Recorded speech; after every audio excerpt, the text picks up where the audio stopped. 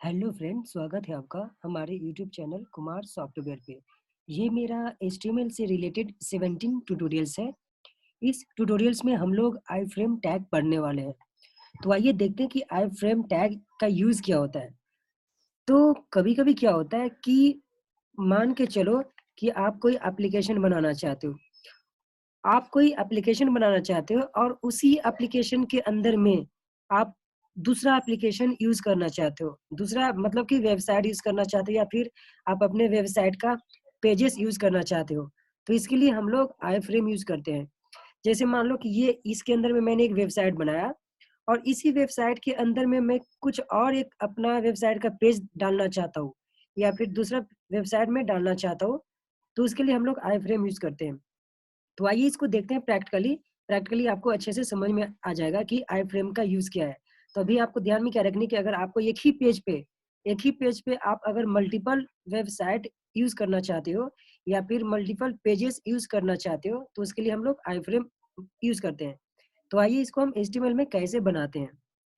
तो मैं आपको प्रैक्टिकल के थ्रू समझाना चाहूँगा। तो इसके लिए सबसे पहले आपका आई फ्रेम नाम का एक टैग होता है। तो यहाँ पर आप टैग लिख दो आई फ्रेम।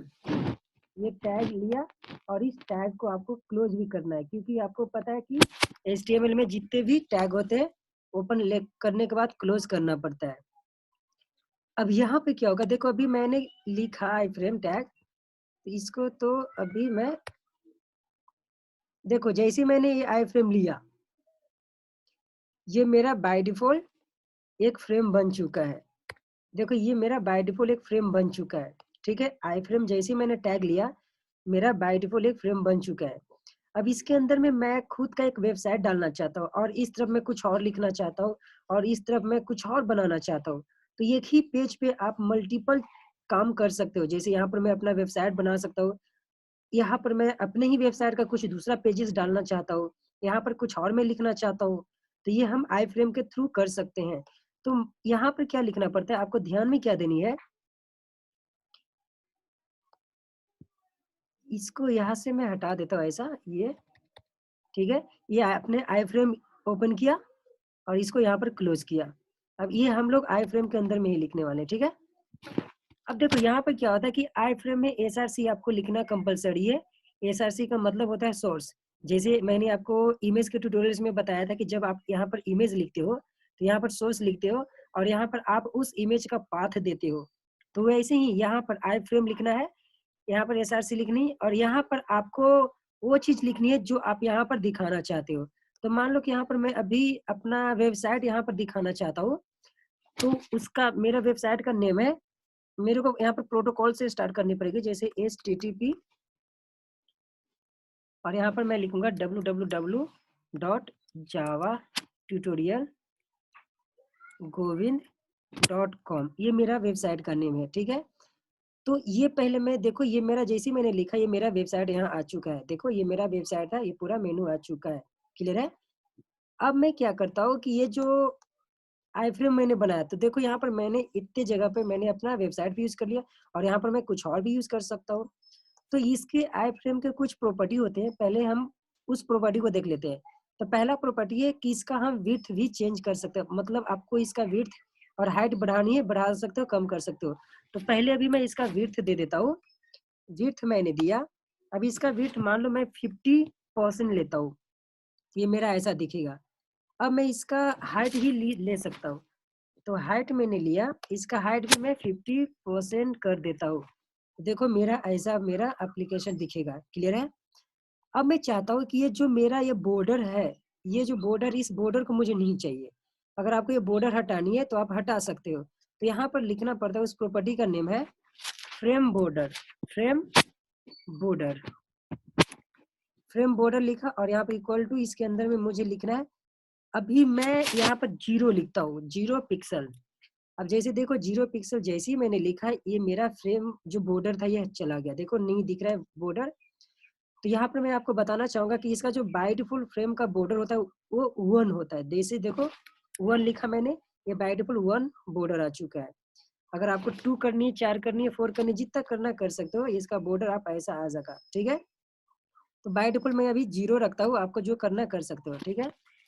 अब इसको यहाँ पर एक और पार्ट होती है कि अगर आपको इसको सेंटर में करनी है, लेफ्ट में करनी है, राइट में करनी है, आप कर सकते हो। तो यहाँ पर अलाइन यूज करनी होती है, इक्वल टू मैंने इसको सपोज राइट में करना चाहता हूँ तो यहाँ पर राइट लिखूंगा। अब देखो ये मेरा राइट में चला गया। क्लियर है? आई होप कि आपको ये समझ में आ रहा है। अब मान लो कि इस पार्ट में मैंने तो अपना वेबसाइट डाल दिया, अब यहाँ पर मैं कुछ और बनाना चाहता हूँ, तो आप यहाँ पर एक ही पेज पे मल्टीपल काम कर सकते हैं। अब देखो इसमें फ्रेम से बाहर जाता हूँ और इस फ्रेम से बाहर आ गया।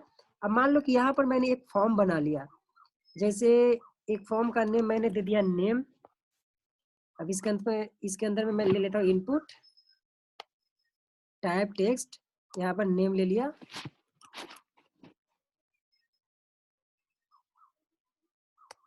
ठीक है, अब यहाँ पर देखो ये मैंने नेम ले लिया, मतलब कहने का मतलब कि यहाँ पर मैं अपना एक फॉर्म भी बना सकता हूँ। आपको जो यूज करनी है कर सकते हो। मान लो यहाँ से एक मैंने फॉर्म बनाया, इसको मैं कॉपी करके एक और 2 3 अब ले लेते हैं हम लोग। यहाँ पर मैंने पासवर्ड किया, पासवर्ड, यहाँ पर मैंने ईमेल किया, यहाँ पर मैंने मोबाइल किया। ठीक है, अब इसको मैं ब्रेक दे देता हूँ ताकि आपको अच्छे से दिखेगा। यहाँ पर मैं BR दे देता हूँ, BR दिया, और नीचे भी मैं BR दे देता हूँ, और नीचे भी आप इसको BR दे दो। ठीक है, अब यहाँ पर एक फॉर्म बना दो, यहाँ पर सबमिट नाम का एक फॉर्म कर दो, इनपुट टाइम में लिख दो, यहाँ पर सबमिट कर दो। ठीक है, यहाँ पर वैल्यू में लॉगिन ये लिख दिया मैंने। ठीक है, अब यहाँ पर वैल्यू में आप लिख दो लॉग इन। अब देखो ये मेरा दिख रहा है। अब यहाँ पर भी मैं ब्रेक लगा देता हूँ ताकि ये नीचे आपको दिखे। तो देखो आप एक ही पेज पर आप मल्टीपल यूज कर रहे हो। यहाँ पर मैंने वेबसाइट भी यूज किया, यहाँ पर मैं कुछ फॉर्म भी बनाना चाहता हूँ, और यहाँ पर मैं कुछ और प्रिंट भी करना चाहता हूँ। सपोज मैंने इसके नीचे कुछ एंकर टैग यूज कर लेता हूँ। तो आपको पता है एंकर टैग यूज करो, या फिर मैं चाहता हूँ कि यहाँ पर मार्क्यू लगाना चाहता हूँ, तो आपको पता है मार्क्यू के लिए क्या यूज करते हैं हम लोग? मार्क्यू टैग होती है, मार्क्यू टैग यूज कर लो।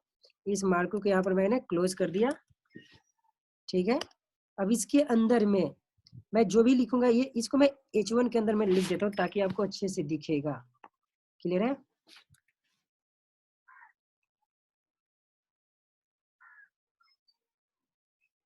इसको ऐसा, अब इसको मैंने लिख देता हूँ welcome to my Kumar software. देखो अब ये मेरा ये आ रही है वेलकम टू माय, ये मेरा मार्जिन आ चुकी है, मार्क्यू आ रही है। ठीक है, इसको यहाँ से मैं इसको हटा देता हूँ। ये मार्क्यू को क्लोज करना होता है, इसको आप क्लोज कर दो यहाँ पर मार्क्यू को। ठीक है, अब देखो तो एक ही पेज पे आप मल्टीपल काम कर रहे हो। मैंने यहाँ वेबसाइट यूज किया, आप यहाँ पर एक से ज्यादा आप वेबसाइट भी यूज कर सकते हो, और आप अपने वेबसाइट का दूसरा पेज भी यहाँ पर यूज कर सकते हो। आई होप कि आपको ये समझ में आ चुका होगा कि आई फ्रेम का यूज क्या है। तो आई फ्रेम से हम लोग एक ही पेज पे मल्टीपल काम कर सकते हैं, मतलब मल्टीपल, अगर आपको वेबसाइट यूज करनी है वेबसाइट यूज करो, या फिर आप अपने वेबसाइट का दूसरा पेज यहाँ पर शो करवाना चाहते हो, या फिर यहाँ पर शो करवाना चाहते हो, तो आप करवा सकते हो। आई होप कि आप लोग को ये ट्यूटोरियल समझ में आ चुका होगा। Thank you, bye bye.